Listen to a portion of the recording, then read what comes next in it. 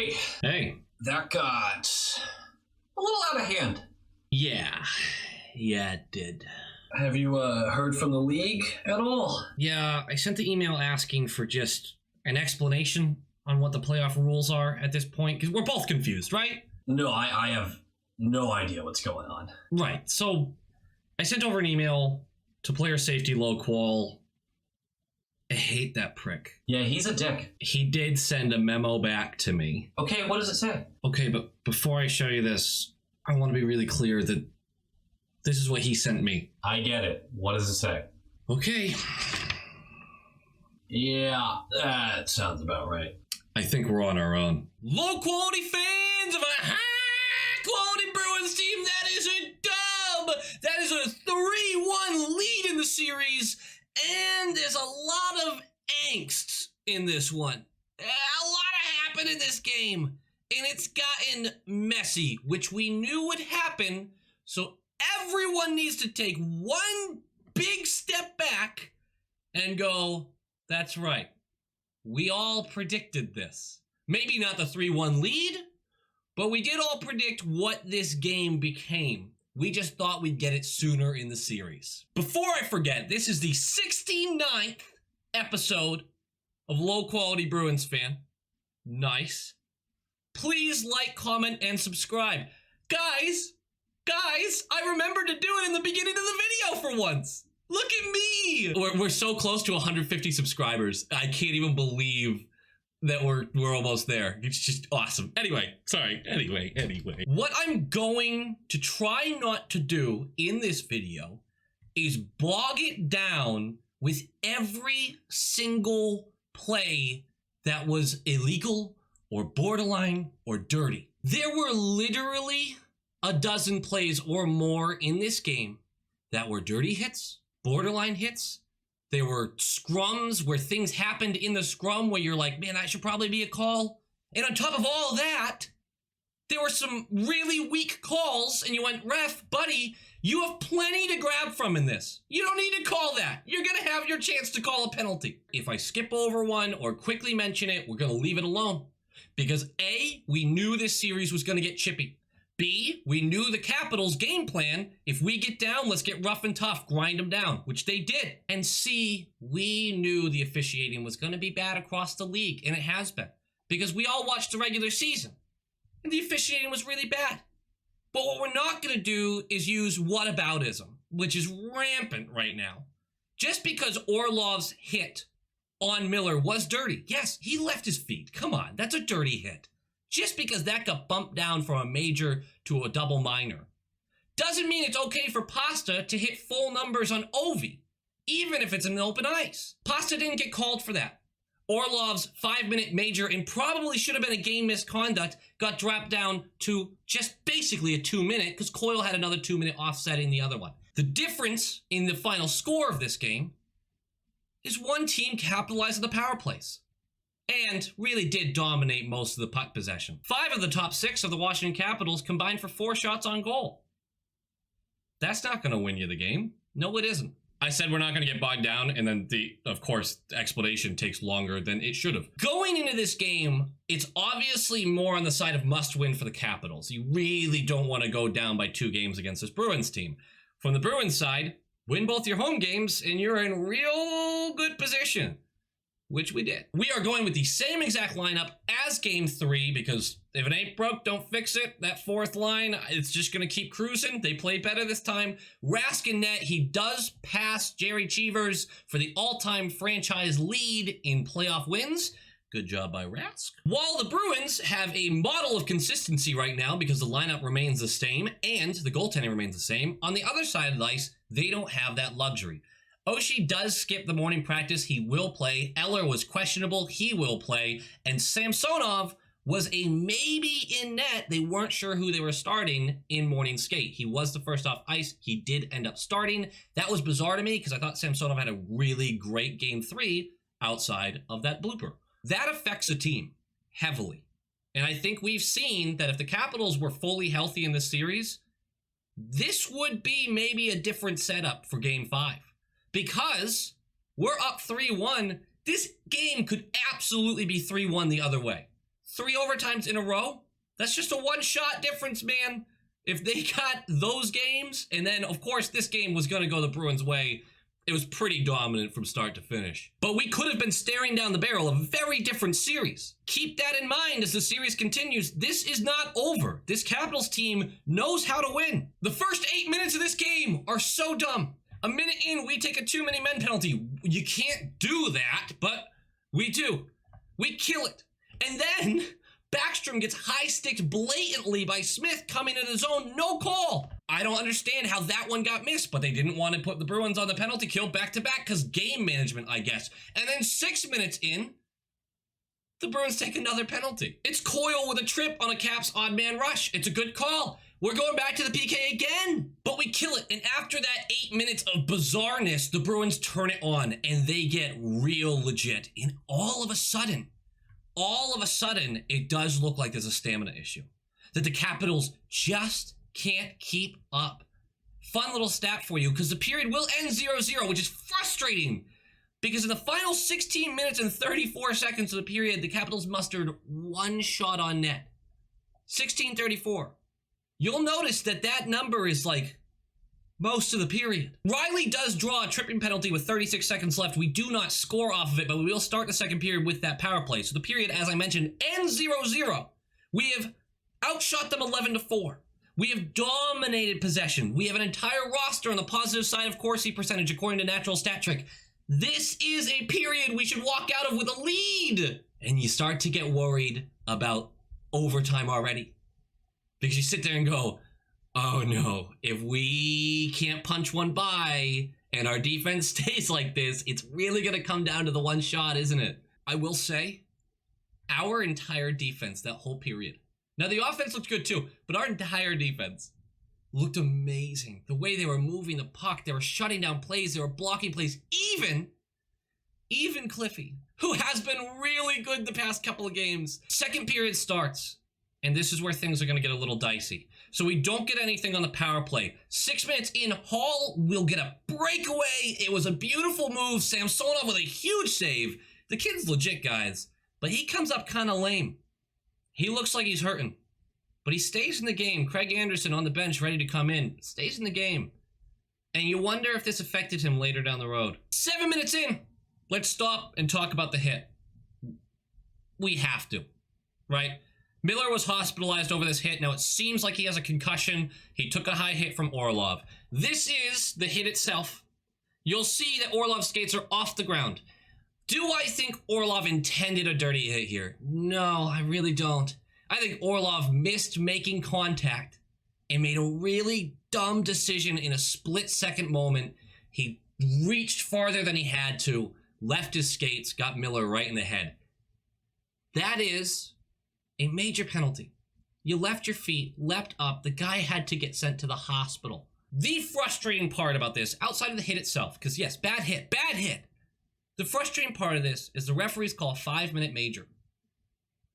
And they drop it to a 4-minute roughing call and have 2 of those minutes countered by a Coyle roughing because of the scrum after the play. I assume I actually didn't see what Coyle did. I was kind of focused on the Miller stuff. To basically give this a 2-minute minor, because that's what it ended up being, is a 2-minute power play for the Bruins. After you initially called the major and then reviewed it and watched this in slow motion is absurd to me. And a lot of people have been talking about, will this be a suspension? Should this be a suspension? Now, the league will review it as they're supposed to. They're doing their job.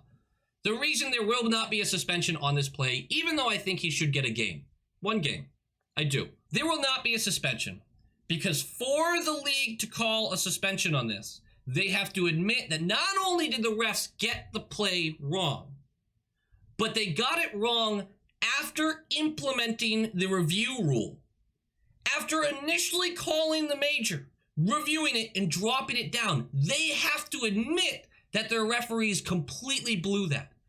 They have an easier time giving a suspension to something that wasn't called because it's not really admitting that much. They can go, in the heat of the moment, the ref didn't see it. In this, they would be throwing their ref under the bus. I doubt highly that they suspend Orlov. At At the time of recording, Miller left the hospital. He went there for extra scans. It was not something where he was in a dangerous situation and had to get transported. They believe it's concussion. If they believe it's a concussion, they immediately send him to the hospital for the little brain scans and whatnot. Best wishes to him. We move on. Now, this is where you want your star players to step up. Kevin Miller, a guy who's a rough and tough customer, a terrifying guy to play against. Ask around. He goes down the tunnel. You get a power play. You got to make it count. And we do. McAvoy with a beautiful feed to Pasta. Pasta rips this one from the right dot, opposite side that he usually is at. And Marshy's in front of the net for the tip 5 hole. That is 1-0 on a power play goal. 10 minutes into the period. And the reason I'm showing this is because this is the moment I started to get worried about player safety. Now, I know, obviously, the Orlov hit should get you there. But I really don't think it was intentional. Like, obviously, he meant to make contact and he leapt. I really think it was a dumb split decision. But this play, Wilson and Wagner way behind the play. And Wilson grabs Wagner and just flings him down. Now, this was a scrum behind the play. You can chalk it up to that. That's fine. That's playoff hockey. But that is the moment I just went, ooh, this might get real bad. A minute later, Hathaway goes for roughing, and you can see that Washington is getting uncomfortable. You can see that they're pulling their trump card. And this is what we were waiting for. They're a big, tough team. They're the Death Star.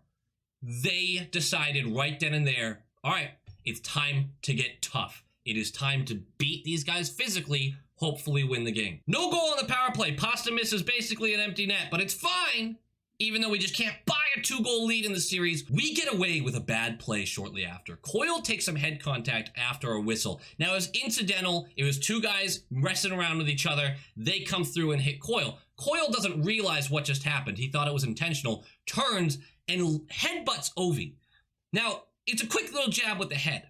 It's not a brutal grab and smash. The league, the referees, any officiating at all, if they saw that, you gotta get tossed from the game. Headbutting is a no-go, period.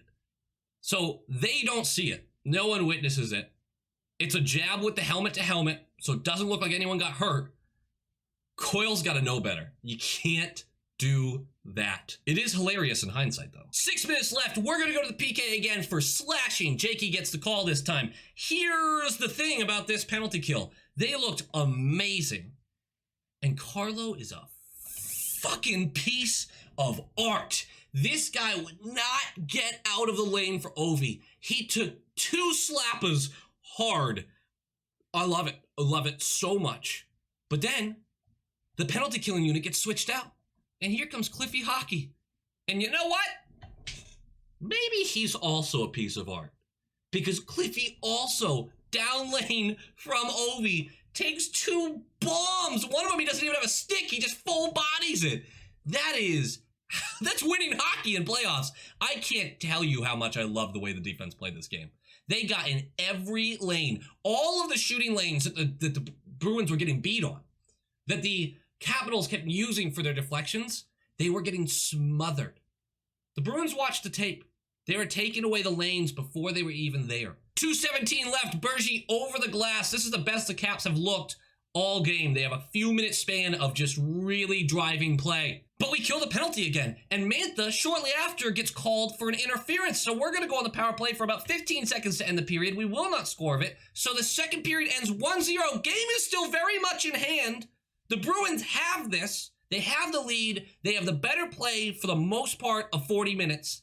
And we get to start with a power play. That is huge. And not only that, but Pasta finally breaks the dam. And again, it's from that right dot. I kind of think they're attacking that right dot more because Chara's there. Chara is playing on the penalty kill, of course, on that left side, so on the right dot. And he's giving a lot of space. And Pasta just takes the space. It's a nice puck retrieval by Pasta after Krejci whiffs on a shot. He sends it up to McAvoy at the point. McAvoy feeds it back to him, and he just steps into one here. Mid-blocker, low-blocker, flings this thing. That's 2-0 lead. Another power play goal. I'm feeling good. 34 seconds later, Jakey with a breakaway, and he skies this thing. Anyone saying he did this on purpose? Ugh. Skies it. Off the boards, comes back, lucky bounce for us, goes right to Coyle, who just backhand flips it in because Samsonov's trying to recover and figure out where the puck went. That is a 3-0 lead. Bam, bam! Wilson, actually smart play here. Kind of goes for Richie after the play, kind of attacks him. That is something where the initial attack he knows isn't going to get called, right? The initial scrum. But Richie is retaliating, giving him a fight from the knees. Wilson's trying to draw anything because it's a 3-0 lead. They need to get back in this game. And Wilson succeeds because Wilson and Richie will go to the box. Carlo also jumped in. Dylan also jumped in. Dylan's going to stay out of the box. Carlo's going to go for unsportsmanlike conduct, which is kind of funny because all of them deserved unsportsmanlike conduct for that. But they're going to get the power play. That's their game plan. Now, we are going to kill it. Ovi absolutely annihilates Marshy during this. Holy smokes, does he get him good. It was a nice legal hit, too. You worry about the Rat King immediately. That was brutal, but he bounces right back up and gets back to it. 16 minutes in, we get called for interference. This was a tough one. Again, this was one of those like, ref, there's not a lot there. You're going to have a chance to call other stuff on us. I don't get that one. But we're going to go to the PK, and the dam's finally going to break. But again, it's a bounce that the Capitals just get lucky with. Ovi, from his spot, hammers this one. But it breaks the stick, so it's just a weak wobbler. But unfortunately, Carlo tries to block it with his skate and ends up kicking it into our own damn net. 3-1. First shot of the period for the Capitals, about 5 minutes into it. Shortly after, Samsonov is going to make a huge save on a Corrali breakaway. And right there you go, that's right, this game isn't over. It's a 2-goal lead, but saves like that bring the team back into this. But we continue to shut it down. 6:30 left in the game. Our chance to go up 3-1 in the series. And it's been all caps for about 5.5 minutes. It is their best hockey of the game. And they are aware of the situation they're in. And they're pushing. But our structure just remains. Blocked shots. We're letting Rask see the far ones. We are coming in, taking away sticks and bodies in front of the net, and we are clearing the puck when needed. There was a couple bad turnovers that we survived during this span, but we're still locking it down. And at that 6:30 mark, Mantha skates right through Rask. You can't do that. I don't understand what Mantha was thinking. Again, this doesn't seem super intentional. It seems more bonehead. Because he has his head turned, he's looking back at the play. Rask is in the blue paint, and he just goes right through him. Goalie interference. A brutal penalty to take at that time. And where do you bet we score from again? That right dot. It's a beautiful feed from McAvoy up the point, down to Grizz on the right side, who just hammers this one home. It's 4-1. This game feels pretty over at this point. We will get one final penalty. Coyle, delay a game, clears it over the benches, but also out. So we have to sweat that one out. We survive. And that is game over. Series 3-1. 4-1 final score. Series 3-1. We have a stranglehold on this. Game notes. After the game, Bruce Cassidy, our beloved leader, our commander-in-chief. He was asked about the officiating. He has to be diplomatic. But I thought what he said was pretty spot on. He said, watching that Miller hit get dropped to a minor, and then watching the interference call on Marchand, it's a head scratcher. It's a head scratcher. He didn't understand it. And I think a lot of us would agree, I don't really get it. That's not right. But the officiating was bad both ways. Real bad. The difference being, the Capitals had 7 power plays. If they want to talk about the Bruins playing dirty, it's kind of hard to have 7 power plays and look at the other team and be like, the officiating's letting you go with everything. They scored on 1 of them. The Bruins had 5 power plays. They scored on 3 of them. 3 assists from McAvoy. Now that brings me to a point. I am on record saying that if we continue to average 5 penalties a game, we will lose the series. I stand by what I said, But I look pretty damn foolish right now because our power play is outperforming the Washington Capitals power play. I look a little silly. Sad news. Miller, likely out, right? He was taken to the hospital. That usually means they've confirmed a concussion or concussion symptoms and have to go do scans. So he's likely not going to be in for Game 5. We are going to miss him more than you think. Miller was a huge part in taking away Ovechkin, was a huge part in getting into the face of people like Mantha and Wilson. This is a big loss for us. And if Clifton then moves to the right side to bring Lauzon back, if Lauzon is healthy, oof, we are going to see the worst game from Clifton that we've seen in this series. And Lauzon, if he's not at 100%, that third line's gonna struggle. And if we have to split up Grizz and McAvoy for that reason, oh man, this is just unfortunate. Outside of a 5-minute span, this is a complete ass kicking. This team was way better than what the Capitals brought out. This is the first game by the Capitals that you go, man, they weren't ready. They weren't ready. The Bruins brought the intensity, and they were ready for this one. We were worried about this series turning violent. It now has, and we will see it continue because the Capitals have their back against the wall, and they're going to fight, and they should fight. You would want your team to respond, and that's what they're going to do. We need to finish this one quickly. We really do. Because if this goes 6 or 7, it's just more opportunity to lose more guys or have guys more banged up for the next series. Which is honestly the truth about every playoff series. Last note, Tuukka Rask, second place in the playoffs on high danger save percentage with a .889. That's pretty great. He did not have to do a ton this game, but he made some timely saves. That's what we need.